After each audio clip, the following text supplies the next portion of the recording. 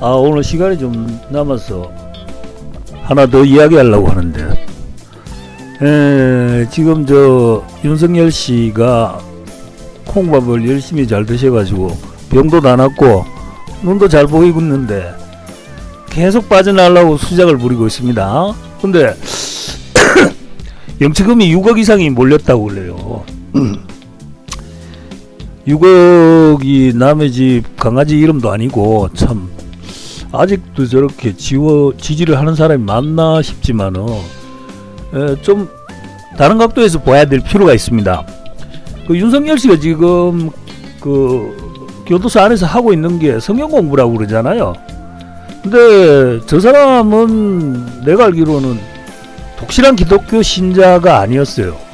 근데 지금 교도소만 들어가면은 저 사람도 그렇고 다들 이제 종교에 귀의하는 경우가 많기는 한데, 사실은 저 사람 같은 경우는 상당히 뜬금이 없다고 봐야 됩니다. 저런 성격은 종교에 절대적으로 빠질 만한 성격이 아니거든요. 워낙 자존심이 강하고 자아가 강하기 때문에 누구를 믿는다든지 그런 게 기질적으로 잘 안 되는 스타일들입니다. 근데 지금 성경에 빠져 있다. 이건 뭐냐면 여러분 한번 생각해 보십시오.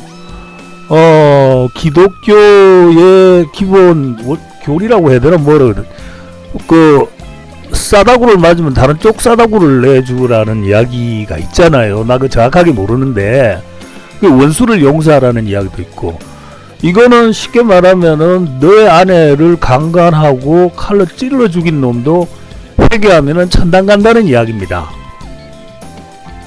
그걸 누군가가 지금 코치를 하고 있는 거예요.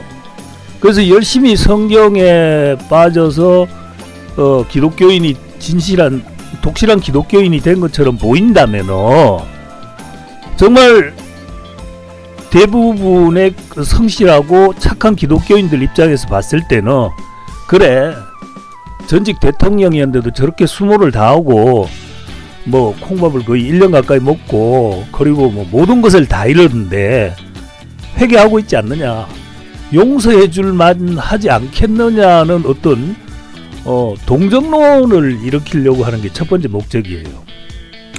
그 두 번째 좀 이상한 게 이번 이제 내란에 관련돼가 지금 나오고 있는 것들이 보면은 통일교, 신천지, 그 다음에 정광훈이부터 시작해서 소위 말하는 사이비 종교들이 많이 지금 관여가 돼가 있고 그렇습니다. 그리고 또 들어보셨는지 모르겠지만 국가조찬 기도회라는 게 있어요. 여기에는 뭐 목사, 승려, 그리고 뭐 사회 지도층 인사, 뭐 재벌들 이렇게 참석을 하는데, 주로 보면은 역대 대통령들이 여기에 가면은 하나님께 기도를 해요. 그만큼 기독교의 파워가 강하다는 거죠.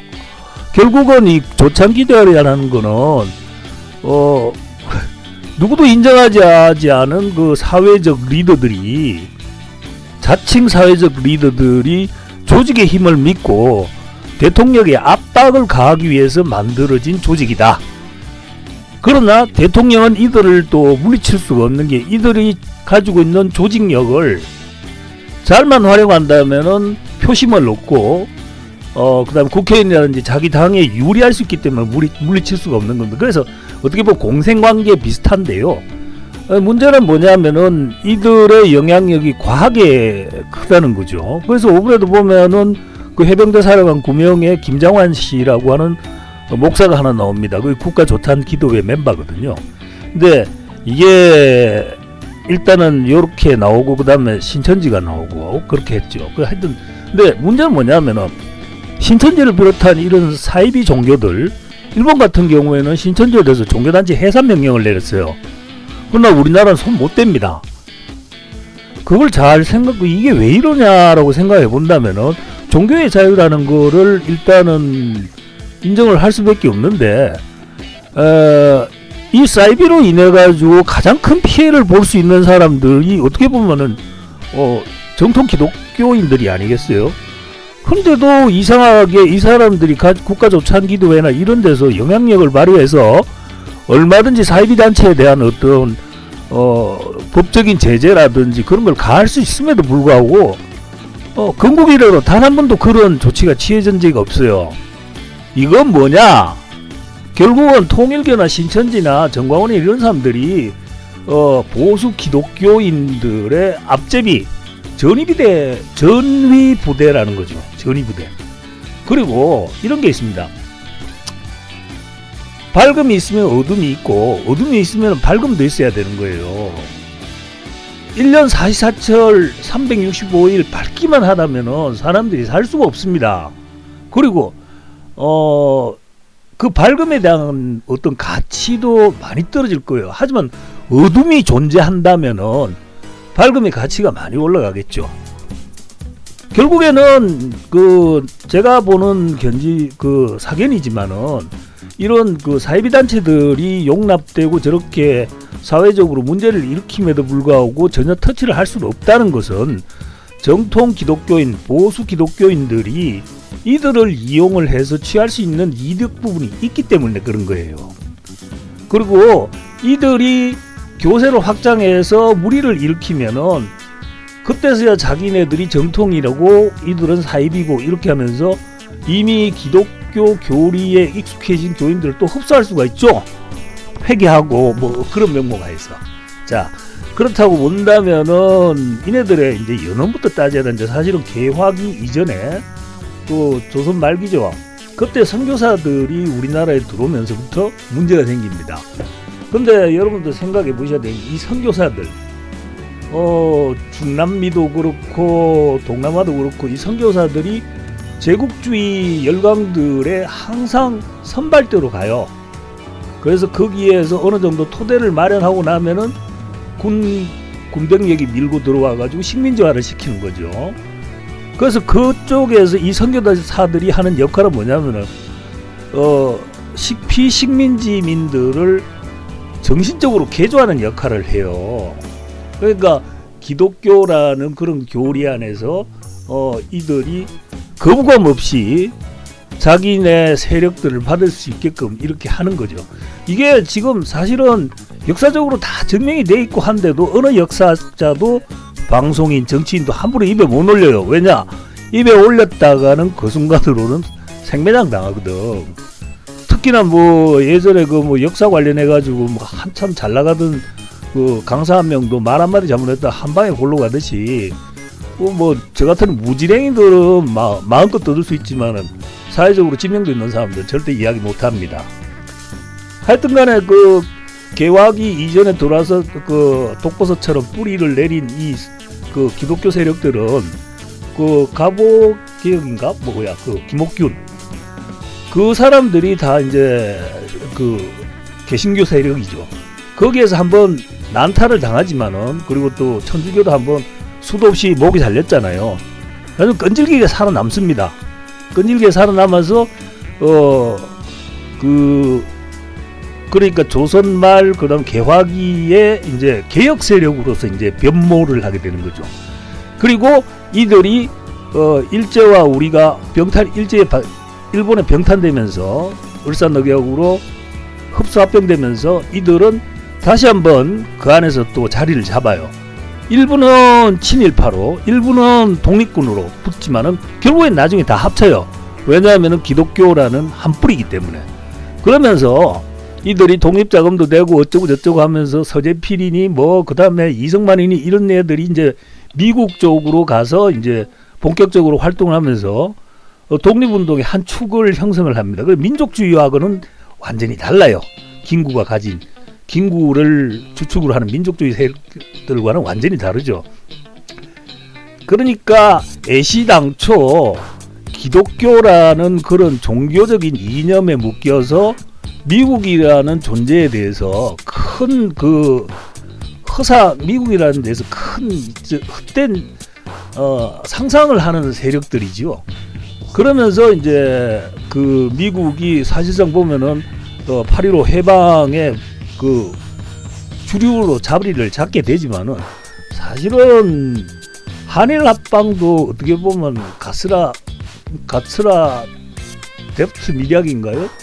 거기에서부터 출발을 하는 거예요. 미국은 필리핀 먹고 한반도는 일본 먹어라. 그렇게 해서 일본이 우리 먹은 거죠. 그래서 미국은 그때 벌써 우리 뒤통수를 한번 갈긴 우리와는 도저히 양립할 수 없는 그 원수 비슷한 존재로 여겨져야 돼요. 하지만은 어쨌든 간에 일본에다가 핵폭탄을 터뜨려서 태평양 전쟁을 끝내면서 승전국으로 이 땅에 들어오면서 여기를 갖다가 통치를 하게 되죠. 통치를 하게 되면서 그 사람들이 중용했던 자들이 뭐냐면은 친일했던 자와 독립 세력들 중에서 기독교 이 자들을 규합을 해서 이 나라를 다시 통치를 하기 시작합니다. 이때 이제 본격적으로 세가 형성이 되는 거예요. 그러면서 이들은 계속적으로 이 세상에 우리나라 땅 위에 기득권 세력으로서 모습을 감춘 채 교회라는 걸 가지고 교회라는 조직을 통해서 우리를 정신적으로 지배를 하게 되는 거죠. 하지만 이게 민주화라는 운동이 벌어지면서 점차적으로 그 세력의 기반이 흔들리기 시작합니다. 그러니까 그 민족주의라는 그러니까 민주화를 하는 사람들은 보면 민족주의 성향이 강하거든요. 민족주의 성향이 강하다 보면은 결국에는 한일 그 해방 당시에 맞섰던 세력들 중에 민족주의와 친일 그리고 독립군 세력 중에 기독교에 있는 이렇게 연합된 세력들 거기하고 민족주의하고 척을 진다고 본다면은 이 사람들은 기독교 세력이 지배하는 세상에 대해서 반감을 가질 수밖에 없는 거죠. 그러면서 노무현이 이제 정권을 잡으면서 이네들이 서서히 타격을 입은 거예요. 그리고 동시에 종교에 대해서 회의감이 많이 들죠. 그리고 일부 언론에서는 아마 집중적으로 기독교를 까기 시작했을 거예요. 먹사니 그 가스라이팅해서 젊은 여자들 강간하고 하는 목사들 그런 기사들이 나오면서 사실은 국민들이 이제 기독교라는 종교에 대해서 혐오감 비슷한 걸 가지게 됩니다. 그래서 어떻게 본다면은 윤석열이 대통령이 된 것도 기독교 그렇게 기득권 세력 중에서도 기독교 중에서도 우파 극우라고 이야기를 했는데 극우고 뭐지 간에 여기 극우도 아니에요. 이 사람들은 그냥 종미 미국을 맹목적으로 추종하는 광신도 세력이라고 밖에 볼 수가 없어요. 이 사람들이 주최하는 집회에 가보면 항상 성조기하고 이스라엘기가 나옵니다. 그게 무슨 뜻인지를 이제는 이해를 하실 거예요.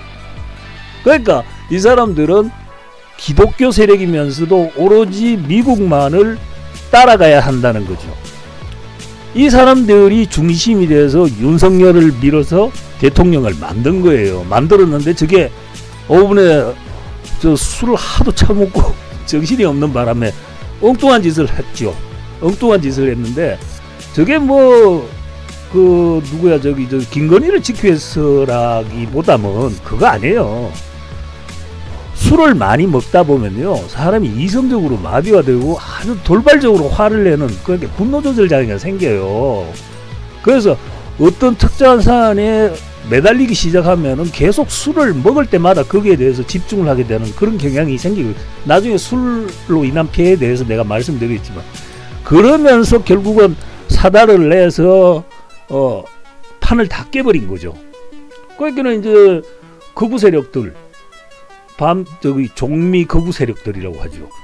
이 사람들이 다시 한번 이 땅을 지배하려고 했던 판이 다 깨져버리니까 이제 정광훈이나 이런 사이비 단체들을 전방에 내세우고 그리고 아무것도 모르는 파고다공원 노친애들 규합을 시켜서 시끄럽게 떠들고 막 이렇게 하면서 국민의 힘 속에 침투를 해가지고 그들의 당권을 좌지우지하게 되죠.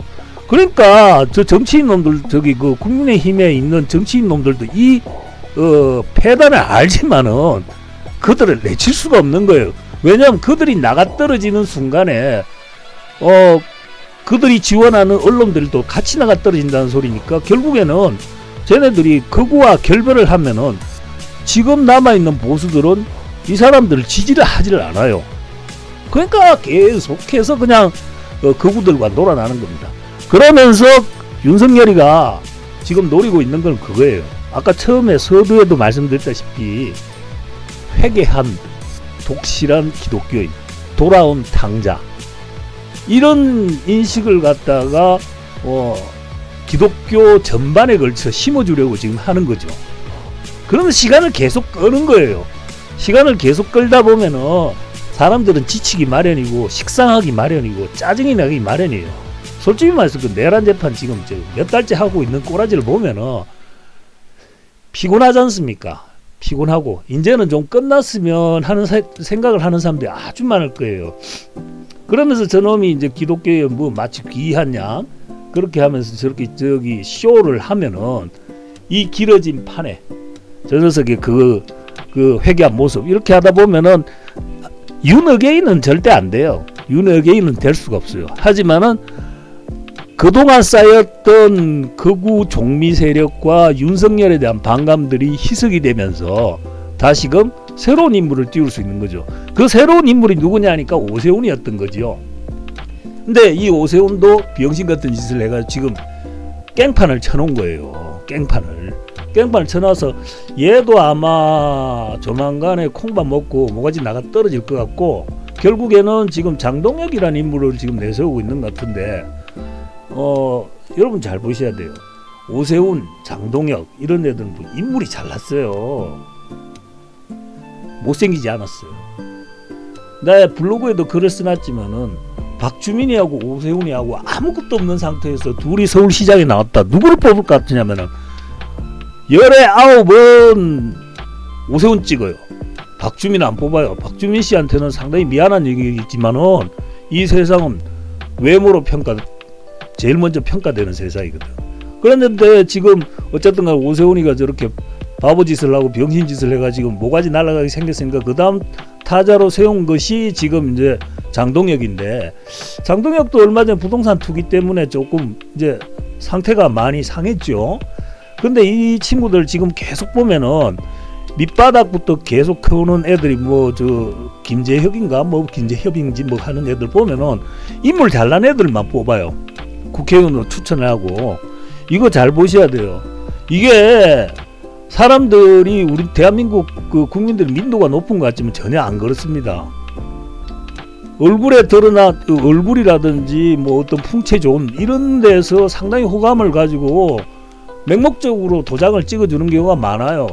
그게 설명이 되는 게 아이돌입니다. TV 탤런트들이고 솔직히 말해서 뒤에서 뭘 하는지 어떻게 알아. 맘마다 어디서 호박씨를 까는지 어떻게 하냐고. 하지만 잘생기니까 열광하는 거잖아요. 정치도 마찬가지입니다.